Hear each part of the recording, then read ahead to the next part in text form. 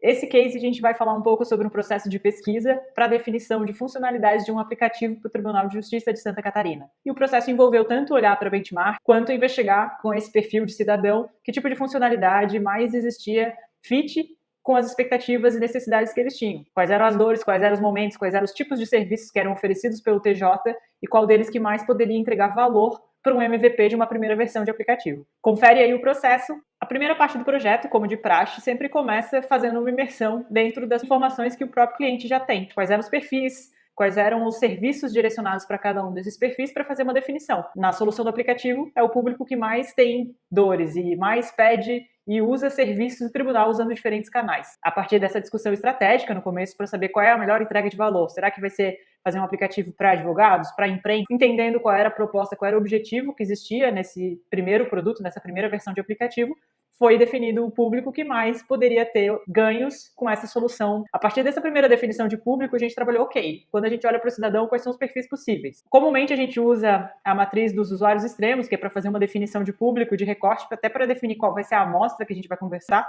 entendendo sobre quais serviços utiliza, quais momentos ele precisa, que fases da vida do cidadão ele utiliza o serviço do tribunal e também o entendimento dos próprios canais. Quais são os canais que hoje já existem? Quais que tem mais ruído? Qual que gera mais atrito no atendimento que poderia ser direcionado para uma solução de um aplicativo? Aqui a gente usou uma série de técnicas de triangulação de pesquisa, que nem em outros cases que a gente já comentou.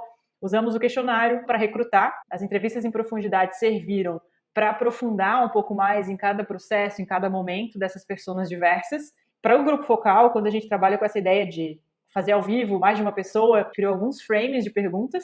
Esses frameworks eles são totalmente personalizados de acordo com cada caso. O que a gente quer que a pessoa responda individualmente, para que depois ela possa somar ao grupo, trazendo as percepções dela sem sofrer o efeito de viés, né, de ir atrás da opinião dos outros, porque é o momento que ela primeiro reflete, fora o próprio fato de deixar esses artefatos um pouco mais interativo, um pouco mais lúdica a conversa, ela fica mais leve. Na compilação, agrupamos pelos principais problemas e também trabalhamos em cima do modelo de proposta de valor.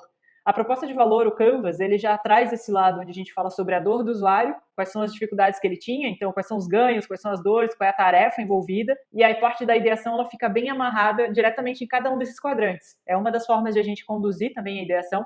Aqui temos o Canvas de proposta de valor com os problemas e a gente trabalha na ideia do Big Question, como poderíamos resolver. E isso aqui foi o gatilho para fazer a condução, a facilitação do workshop de ideação com o time. A ideia de trazer algumas referências para eles, já falar do benchmark do mercado, ajuda a abrir um pouco do repertório dos participantes. E a gente faz esse momento de abrir o leque de possibilidades para que eles também consigam pensar um pouco mais fora da caixa. Os principais problemas, os desafios estratégicos que a gente chamou, eles foram colocados em ordens. Então, quais eram os problemas mais graves, os que mais faziam sentido trazer de solução, entendendo as dores e as possibilidades tecnológicas e os objetivos de negócio da instituição. Como esse projeto ele não era um projeto de execução, ele era muito mais focado em trazer respostas, trazer direcionamentos e delimitações do produto e não necessariamente desenhar a tela. O nosso escopo ele foi até uma parte de trazer referências para cada uma das funcionalidades que a gente sugeriu que vieram da ideação. Então, por exemplo, a gente tinha lá uma ideia de fazer uma linha do tempo de acompanhamento do processo. Trouxemos várias referências de mercado de, ok, como é que pode ser feita uma linha do tempo interessante? Quais são as referências para a gente trazer algo mais lúdico, mais didático, mais fácil para o usuário entender?